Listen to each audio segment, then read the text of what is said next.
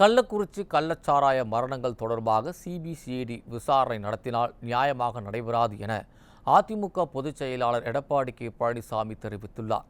திமுக முக்கிய புள்ளிகள் பின்னணியில் இருப்பதால் சிபிஐ விசாரணை தேவை எனவும் அவர் கூறியுள்ளார். அதிமுகவின் உண்ணாவிரத அறப்போராட்டத்தில் பேசிய அவர், சட்டப்பேரவையில் தாம் பேசுவதை நேரலை செய்திருந்தால் ஆளுங்கட்சியை கிழி என கிழித்திருப்பேன் என தெரிவித்தார். திராவிட முன்னேற்ற கழக தலைவர் திரு ஸ்டாலின் 2021 சட்டமன்ற பொதுத் தேர்தலின் போது திராவிட முன்னேற்ற கழகத்தின் சார்பாக தேர்தல் அறிக்கை வெளியிட்டார். திராவிட முன்னேற்ற கழகம் ஆட்சிக்கு வந்தவுடன் ஒவ்வொரு ஆண்டும் 100 நாட்கள் சட்டமன்றம் நடைபெறும் என்று சொன்னார். இன்றைக்கு நிலை என்ன? 5 ஆண்டுகள் விடியா திமுக ஆட்சி இருந்தாலும் 100 நாட்கள் சட்டமன்றம் நடைபெறாது. இப்பொழுது மானிய கோரிக்கை நடைபெற்றுக் கொண்டிருக்கின்றது. ஒரு வாரமாக 20ஆம் தேதி அவை ஒத்திவைத்தார்கள். சட்டமன்ற உறுப்பினர் இருந்ததன் காரணமாக அவருக்கு இரங்கல் தெரிவிக்கின்ற விதமாக சட்டமன்றம் அன்றைய தினம் இரங்கல் தெரிவித்து ஒத்திவைக்கப்பட்டது. அதுக்கு பிறகு பாருங்கள், 21ஆம் தேதியிலிருந்து 29ஆம் தேதி வரை 29ஆம் தேதி முதலமைச்சருடைய பதிலுரை. ஆக சுமார் 7 நாட்கள் தான் சட்டமன்றம் நடக்குது. இந்த 7 நாட்களில் பல துறைகள் மானிய கோரிக்கை நிறைவேற்றப்பட வேண்டும். ஒரு நாளைக்கு 5 மானிய கோரிக்கை எடுத்து விவாதிக்க வேண்டும் என்று சொன்னால் எப்படி இருக்கும் என்பதை நீங்கள் எண்ணி பார்க்க வேண்டும். நாட்டு மக்கள் ஊடகத்தின் வாயிலாக, பத்திரிகையின் வாயிலாக வெளிப்படுத்துகிறீர்கள். ஒரு பிரதான எதிர்கட்சி மற்ற எதிர்கட்சிகள்லாம் ஒரு நாளைக்கு 5 மானிய கோரிக்கையிலே எப்படி பேச முடியும்? அதுவும் 10 நிமிடம் 5 நிமிடம் ஒதுக்கின்றார்கள். அதிலே ஒவ்வொரு துறையினுடைய செயல்பாடுகளை எப்படி இந்த அரசுடைய கவனத்துக்கு கொண்டு வந்து மக்களுடைய பிரச்சனையை தீர்க்க முடியும்? ஆக இந்த விடியா திமுக அரசு சம்பிரதாயத்திற்காக இந்த மானிய கோரிக்கை நடத்தி கொண்டிருக்கிறார் என்பதையும் நேரத்தில் தெரிவித்து விரும்புகின்றேன். அது மட்டுமல்ல, 18/6/2024 அன்று முதலிலே 3 பேர் பாதிக்கப்படுகிறார்கள். கள்ளச்சாராயம் கொடுத்து 3 பேர் பாதிக்கப்படுகிறார்கள். அப்பொழுதே மாவட்ட ஆட்சித்தலைவர் அடுத்த நாள் ஒரு பேட்டி கொடுக்கிறார். கள்ளச்சாராயம் அருந்தி 3 பேர் இறந்து விட்டார்கள். 19ஆம் தேதி பேட்டி கொடுக்கிறார். எனக்கு முன்னாலே எங்களுடைய தலைமை நிர்வாகிகள், அமைச்சர்கள், முன்னாள் அமைச்சர்கள், சட்டமன்ற குறிப்பிட்டது போல அந்த பேட்டி கொடுக்கின்ற பொழுது ஒரு பக்கம் சட்டமன்ற உறுப்பினர், மறுபக்கம் மாவட்ட காவல்துறை கண்காணிப்பாளர், மத்தியிலே மாவட்ட ஆட்சித்தலைவர் தெரிவிக்கிறார். இந்த 3 பேர் இறப்பு, ஒருவர் வயிற்று வலியின் காரணமாக வயிற்றுப்போக்கு ஏற்பட்டு இருந்ததாகவும், மற்றொருவர் வயது முதிர்ந்த காரணத்தினால் இருந்ததாகவும், மற்றொரு வலிப்பு இருந்ததாகவும் குறிப்பிடுகிறார். கள்ளச்சாராயம் குறித்து இறக்கவில்லை என்று மாவட்ட ஆட்சித்தலைவரை பகிரங்கமாக ஊடகத்தின் வாயிலாக, பத்திரிகையின் வாயிலாக தெரிவிக்கின்றார். இந்த செய்தியை நீங்கள் தவறாக வெளியிட்டால் நடவடிக்கை எடுப்போம் என்று சொல்கிறார்.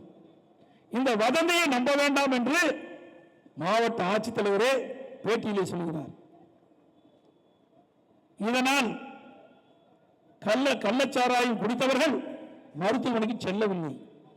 மாவட்ட ஆட்சித்தலைவருடைய செய்தி கேட்டு, செய்தி ஊடகத்தின் வாயிலாக செய்தி வெளியிட்டார். அதை கேட்டு கள்ளச்சாராயம் குடித்தவர்கள் மருத்துவமனைக்கு செல்லவில்லை. அதோடு இந்த 3 பேர் இறப்புக்கு துக்கம் விசாரிக்க வந்தார்கள் பல பேர். அவர்கள் மாவட்ட ஆட்சித்தலைவரே சொல்லிவிட்டாரே கள்ளச்சாராயத்தினால் இறப்பில்லை என்று. அதனால் அங்கே வந்தவர்கள் அங்கே விற்ற கள்ளச்சாராயத்தை வாங்கி குடித்து விட்டார்கள். பல பேர், நூற்றுக்கணக்கானவர்கள் குடித்து விட்டார்கள். அதனால்தான் இவ்வளவு மரணம். இதற்கு முழு காரணம் அரசாங்கம். அரசாங்கத்தினுடைய அழுத்தத்தின் பேரில் மாவட்ட செயலாளர், மாவட்ட கலெக்டர் தவறான தகவலை கொடுத்ததன் விளைவு இன்றைக்கு 63 உயிர்கள் பறிபோய்விட்டது. பல பேர் கண் பார்வை போய்விட்டது, பல பேர் உறுப்புகள் பாதிக்கப்பட்டிருக்கின்றார்கள். இப்படிப்பட்ட சம்பவம் குறித்து சட்டமன்றத்தில் பேசுவதற்கு மறுக்கப்படும் என்று சொன்னால் இன்றைக்கு இந்த ஆட்சி ஒரு சர்வாதிகார ஆட்சியாக பார்க்கப்படுகிறது, ஜனநாயக படுகொலையாக பார்க்கப்படுகிறது. எதிர்க்கட்சியுடைய குரலை நசுக்கின்றார்கள். நாங்கள் என்ன கேட்கின்றோம்? அறவையிலே கேட்கின்றோம், மக்களுடைய பிரச்சனை சட்டமன்றத்தில் எடுத்து வைக்க வேண்டும் என்று கோரிக்கை வைக்கின்றோம்.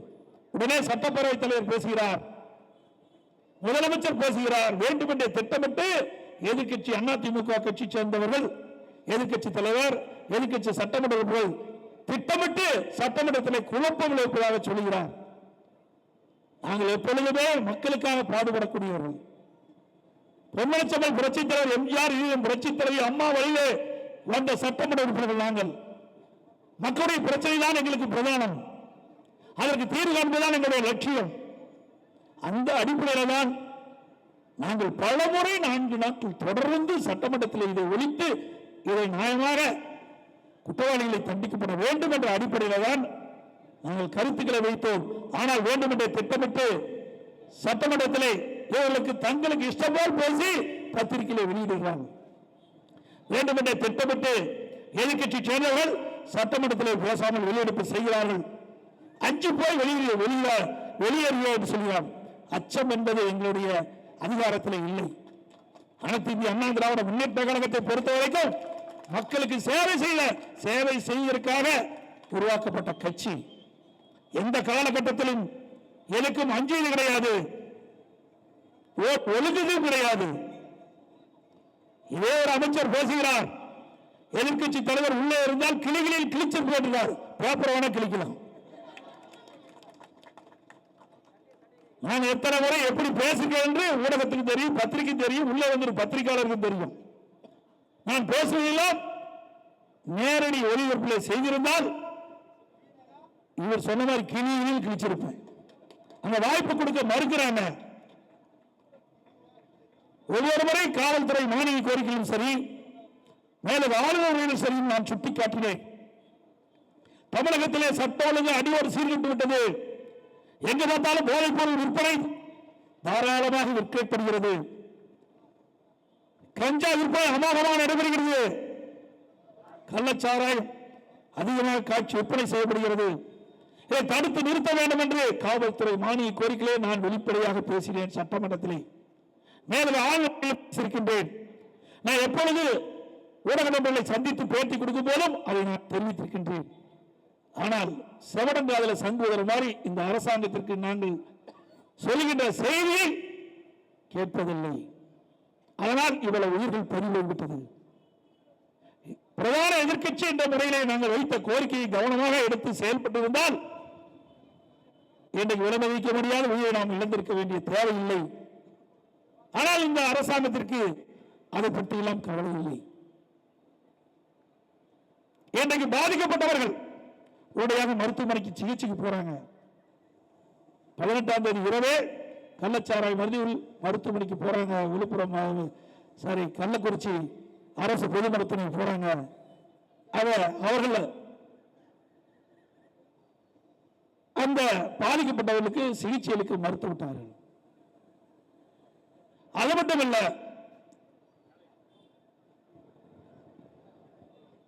அரசாங்கம் தெரிவிப்பது மெத்தனால் கொடுத்ததனால் உயிர் இழந்து விட்டார்கள் என்று சொல்கிறார்கள். இந்த மெத்தனால் கொடுத்தால் இதற்கு விஷ முறிவு மருந்து ஹோமிபைசோல் என்ற இன்ஜெக்ஷன் தான் இதுக்கு விஷ முறிவு. ஆனால் அந்த மருந்து மருத்துவமனையிலே இல்லை. 18ஆம் தேதி இல்லை, 19ஆம் தேதி இல்லை. நான் போய் நேரடியாக 20ஆம் தேதி பேட்டி கொடுத்த பிறகுதான் அவசரமாக மக்கள் நல்வாழ்வுத்துறை சேர்ந்தவர் எனக்கு முன்னாள் மக்கள் நல்வாழ்வுத்துறை அமைச்சர் அறிவிச்சவர் விஜயபாஸ்கர் குறிப்பிட்டதை போல அவசரமாக பாம்பேயிலிருந்து வாங்கி அதற்கு பிறகுதான் பாதிக்கப்பட்டவர்களுக்கு இந்த மருந்தை செலுத்தி குணமடைய செய்ய முற்பட்டார்கள். அதற்கு முன்பு ஒமிப்ரசோல் அந்த கேப்சூல் தான் கொடுத்துட்டு இருந்தாங்க. அந்த கேப்சூலை பொறுத்த வரைக்கும் அல்சருக்காக கொடுக்கப்படுகின்ற கேப்சூல் என்று மருத்துவர் தெரிவிக்கின்றார்கள். இதை பாண்டிச்சேரி ஊடகத்தில் பேட்டி கொடுக்கும் போது தெரிவிச்சிருக்கார். ஒமிப்ரசோல் எங்களிடத்தில் அதிகமாக இருக்குன்னு சொல்லி இதே மக்கள் நல்வாழ்வுத்துறை அமைச்சர் தான் சொன்னார். எல்லா தொலைக்காட்சியிலையும் காட்டினீங்க, பத்திரிகையிலும் வந்திருக்குது. உடனே அவர் என்ன சொல்றார்? எடப்பாடி பழனிசாமி வேண்டும் என்றே பொய்யான செய்தி வெளியிடுகிறார் என்று சொல்கிறார். நாங்கள் பொய்யான செய்தியை நாங்கள் வெளியிடவில்லை. மக்களை உயிர்களை காக்க வேண்டும், பாதிக்கப்பட்டவர்களுக்கு உரிய முறையில் சிகிச்சை அளிக்க வேண்டும், அதற்கு தேவையான மருந்து இருப்பு இல்லை, அதை உடனடியாக வாங்கி அவர்களுக்கு அளிக்க வேண்டும் என்ற அடிப்படையில் தான் நாங்கள் சொன்னதை ஒழிய உங்களை போல் பொய் பேசி அரசியல் செய்ய வேண்டிய கட்சி அதிமுக கட்சி அல்ல என்பதை நேரத்தில் நினைவூட்ட கடமைப்பட்டிருக்கின்றேன். அதற்கு மேலாக சட்டத்துறை அமைச்சர் பேசுகிறார். 40க்கு 40 நாங்கள் வெற்றி பெற்று விட்ட காரணத்தினால்தான் இருக்க முடியலை எதிர்கட்சியை சேர்ந்த அதிமுக என்று சொல்கிறார். ஆணுவ போக்கு, அதிகார போக்கு. இதே 2014 என்ன ஆச்சு? திமுக ஒரு இடம் கூட கிடைக்கல. அப்படிப்பட்ட நிலைமையில நீங்கள் இருந்தீங்க, மறந்துடாதீங்க. ஆட்சி அதிகாரம் வரும்போது அதிகார போதையில கண்ணை மறைக்குது, அகந்தையில பேசுறீங்க.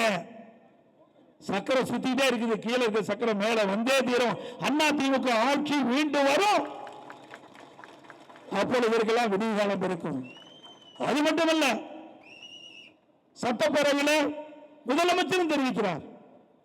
40க்கு 40 நடந்து முடிந்த நாடாளுமன்றத்திலே திமுக கூட்டணி வெற்றி பெற்று விட்டது. அதனால் இதை பொறுத்துக் கொள்ள முடியாமல் எதிர்க்கட்சி தலைவர், எதிர்க்கட்சி சட்டமன்ற குழு வேண்டுமென்ற திட்டமிட்டு சட்டமன்றத்தில் குழப்பத்தை விளைவித்து திசைத்திருப்பதாக அரசியல் செய்கிறார் என்றார். இதே ஸ்டாலின் பேசுறார். எதிர்க்கட்சின்னா அரசியல் செய்யாத அவிலா செய்யும் சொன்னார். இதே எதிர்க்கட்சி தலைவராக இருக்கும்போது ஸ்டாலின் சொல்றார், எதிர்க்கட்சி என்று சொன்னால் அரசியல் செய்யணும், அவிலே செய்யும் சொன்ன தலைவர் தான் இந்த திமுக தலைவர் ஸ்டாலின். மறந்து விட வேண்டாம். ஒரு நாட்டில் ஒரு பிரச்சனை ஏற்பட்டு விட்டது. அந்த பிரச்சனை எப்படி தீர்க்க வேண்டும், அதை எப்படி கவனமாக எடுத்துக்கொள்ள வேண்டும், எப்படி எதிர்க்கட்சி வெளிப்படுத்துகிறது என்பதையெல்லாம் உற்று நோக்கி கவனித்து அதற்கு தீர்வு என்பதுதான் நல்ல அரசாங்கத்துடைய கடமை, தட்டி கழிப்பது அல்ல. அதோடு அறிவிச்சார் எங்களுடைய கள்ளக்குறிச்சி சட்டப்பேரவை உறுப்பினர் திரு செந்தில்குமார் அவர்கள் அழகாக சொன்னார். தன்னை உள்ள குமரலை இங்கே வெளிப்படுத்தினார். சில பேர் வேண்டும் என்ற திட்டமிட்டு எங்களுடைய சட்டப்பேரவை உறுப்பினரை விமர்சிக்கின்ற பொழுது அவர் உள்ளத்தில் இருந்து வந்த குமர்கள் இந்த ஊடகத்தின் மூலமாக மக்களுக்கு வெளிப்படுத்தியிருக்கின்றார். ஒரு சாதாரண குடும்பத்தைச் சேர்ந்த, ஏழை குடும்பத்தைச் சேர்ந்த, தாழ்த்தப்பட்ட வகுப்பைச் சேர்ந்த அவர் அந்த பள்ளியிலே சட்டமன்ற உறுப்பினர் மக்களால் தேர்ந்தெடுக்கப்பட்டு மக்களுடைய பணி எப்படி செயல்பட்டார் என்பதை ஊடகத்தின் வாயிலாக வெளிப்படுத்தினார். அவருடைய ஆதங்கம் எப்படி இருந்தது என்பது உங்களுக்கு வெளிப்படுத்தியிருக்கின்றார். உள்ளத்திலே எப்படி கொந்தளிப்பு இருக்கின்றது, எவ்வளவு அவர் உள்ளம் நொந்திருக்கிறது என்பதை எண்ணி பார்க்க வேண்டும். ஒரு சட்டப்பேரவை உறுப்பினர் மக்களால் தேர்ந்தெடுக்கப்பட்ட பிரதிநிதி யாரிடம் போய் முறையிட வேண்டுமோ அத்தனை பேரிடம் முறையிட்டு விட்டார். மாவட்ட ஆட்சித்தலைவரிடத்திலே முறையிட்டிருக்கின்றார். கள்ளக்குறிச்சி சட்டமன்ற தொகுதிக்கு உட்பட்ட பகுதியிலே பல்வேறு இடங்களிலே போதைப் பொருள் விற்பனை அமோகமாக நடைபெற்றுக் கொண்டிருக்கிறது. தடுக்க வேண்டும். கள்ளச்சாராய விற்பனை அதிகமாக இருக்கின்றது, மெத்தனால் விற்பனை அதிகமாக இருக்கின்றது. இதையெல்லாம் தடுத்து நிறுத்துங்கள். விளைவிக்க முடியாத உயிரை காப்பாற்ற வேண்டும். கெஞ்சி கெஞ்சி அவருடைய உருக்கமான பேச்சு இங்கே வெளிப்படுத்திருக்கின்றது. அது மட்டுமல்ல, இந்த சம்பவம் நடைபெறுவதற்கு ஒரு வாரத்துக்கு முன்பு மாவட்ட காவல்துறை கண்காணிப்பிடத்தில் தொலைபேசியின் மூலமாக தெரிவிக்கின்றார். கள்ளக்குறிச்சி சட்டமன்ற தொகுதிக்கு உட்பட்ட பகுதியில் பல கிராமங்களில், கள்ளக்குறிச்சி நகரத்தில் கள்ளச்சாராய விற்பனை அமோகமாக நடைபெறுகிறது, போதைப்பொருள் விற்பனை அமோகம் நடைபெறுகிறது. அதை தடுத்து நிறுத்துங்கள் என்று மாவட்ட காவல்துறை கண்காணிப்பாளரிடம் தெரிவிக்கிறார். அதற்கு பிறகு 18ஆம் தேதி சம்பவம் நடைபெறுவதற்கு முன்பு அவர் மாவட்ட காவல்துறை கண்காணிப்போர் தொலைபேசி நேரடியாக போய் சந்தித்து பேசுகிறார். அப்பொழுதும் தெரிவிக்கிறார், கள்ளக்குறிச்சியிலே கள்ளச்சாராயம் அதிகமாக விற்பனை செய்யப்படுகிறது, தடுத்து நிறுத்துங்கள் என்று கோரிக்கை வைக்கின்றார். மாவட்ட ஆட்சித்தலைவர் கூட்டத்திலே பேசுகிறார். கள்ளக்குறிச்சியிலே சட்டமன்ற உட்பட்ட பகுதியிலே கள்ளச்சாராய விற்பனை நடைபெறுகிறது, அதை ஒழிக்க வேண்டும் என்று தெரிவிக்கின்றார். இப்படி எல்லா இடங்களிலுமே பேசிவிட்டார். என்ன செய்வது? எதிர்க்கட்சியாக இருக்கின்ற காலத்திலே அவர் தாழ்த்தப்பட்ட வகுப்பை சேர்ந்த என்ற ஒரே காரணத்திற்காக அவருடைய குரல் அங்கே எடுபடவில்லை. அது மட்டுமல்ல, அந்த கள்ளக்குறிச்சியில் இருக்கின்ற 2 மாவட்ட செயலாளர்கள் 2 பேர் பணம் படைத்தவர்கள், அதிகாரமிக்கவர்கள். அப்படிப்பட்டவர்கள் நம்முடைய சட்டமன்ற உறுப்பினர்கள் குறிப்பிடுவதை அங்கே இருக்கின்ற அதிகாரிகள் அலட்சியப்படுத்திய காரணத்தினால், உதாசனப்படுத்திய காரணத்தினால் இன்றைக்கு 63 பேரை இழந்திருக்கின்றோம். இன்னும் பல பேர் அபாய கட்டத்தில் இருக்கின்றார்கள். பல பேர் கண் பார்வை போய்விட்டது. இதை ஊடகத்தின் வாயிலாக, பத்திரிகையின் வாயிலாக மக்களுக்கு தெரிவித்துக் கொள்வதெல்லாம் இந்த அரசாங்கத்தினுடைய அவலங்களை நீங்கள் பாருங்கள். எப்படிப்பட்ட நிர்வாக திறமைப்பட்ட அரசாங்கம் நடைபெற்றுக் கொண்டிருக்கிறது. எப்பொழுது பார்த்தாலும் முதலமைச்சர் பேசுகிறார், எல்லா துறையிலும் சிறந்து விளங்கும் என்று சொல்கிறார். ஆனால் நாட்டில் நடப்பது இப்பொழுது நடந்து முடிந்த நிகழ்வுதான் அதுக்கு சான்று. இதை விட கொடுமையான நிகழ்வு என்ன இருக்கும்? ஏற்கனவே 2023 ஆண்டு விழுப்புரம் மாவட்டம், செங்கல்பட்டு மாவட்டத்தில் 22 பேர் கள்ளச்சாராயம் குடித்து மரணம் அடைந்தார்கள். அப்போதான் நாங்கள் தெரிவித்தோம், தமிழ்நாடு முழுவதும் கள்ளச்சாராயம் பெருகிவிட்டதை தடுத்து நிறுத்தல் என்று சொன்னோம். அப்பொழுது திரு ஸ்டாலின் அவர்கள் தொலைக்காட்சியின் வாயிலாக பேட்டி கொடுத்தார். இனி கள்ளச்சாராய மரணம் இருக்காது, இரும்பு கரம் கொண்டு அடக்குவோம் என்று சொன்னார். அதற்கு பிறகுதான் இந்த கள்ளக்குறிச்சி மரணம் ஏற்பட்டிருக்கிறது என்பதை நினைவு கூற வேண்டும். அது மட்டுமல்ல, விழுப்புரம் செங்கல்பட்டு மாவட்டத்திலே கள்ளச்சாராய மரணத்திற்கு சிபிசிஐடி விசாரணை மேற்கொள்ளப்பட்டது. அதேதான் கள்ளக்குறிச்சியிலும் சிபிசிஐடி விசாரணை மேற்கொள்ளப்படும் என்று அறிவித்திருக்கின்றார். ஏற்கனவே சிபிசிஐடி விசாரிக்கப்பட்டு தோல்வியிலே முடிந்திருக்கின்றது. உண்மையிலேயே சரியான நடவடிக்கை எடுக்கப்பட்டிருந்தால் இந்த மெத்தனால் விற்பனை தடுத்து நிறுத்திருக்கலாம். ஆனால் சிபிசிஐடி இந்த வழக்கை ஒப்படைத்த காரணத்தினாலே சரியாக நடைபெறவில்லை. அது மட்டுமல்ல, இந்த கள்ளச்சாராய மரணத்திலே அரசு அதிகாரிகள், உயர் பதவியில் இருக்கின்றவர்கள் சம்பந்தப்பட்டிருக்கின்றார்கள். காவல்துறை சேர்ந்தவர்கள் சம்பந்தப்பட்டிருக்கின்றார்கள். வருவாய்த்துறை சேர்ந்தவர்கள் சம்பந்தப்பட்டிருக்கின்றார்கள். ஆளுங்கட்சி அதிகாரமிக்கவர்கள் இதில் சம்பந்தப்பட்டிருக்கின்றார்கள். இவர்களெல்லாம் மாநில அரசாங்கத்துக்கு உட்பட்டவர்கள். மாநில அரசாங்கத்துக்கு உட்பட்டு அவருடைய அதிகாரத்துக்கு உட்பட்டுதான் சிபிசிஐடி. இவர்கள் எப்படி நியாயமாக இதை விசாரிப்பார்கள்? அதனால்தான் சிபிஐ விசாரிக்க வேண்டும் என்று நாங்கள் கோரிக்கை வைத்தோம். இந்த அரசு அதற்கு செய்யமுடிக்கவில்லை. ஆகவே அனைத்து இந்திய அண்ணா திராவிட முன்னேற்ற கழகத்தின் சார்பாக நாங்கள் நீதிமன்றத்தை நாடி இருக்கின்றோம்.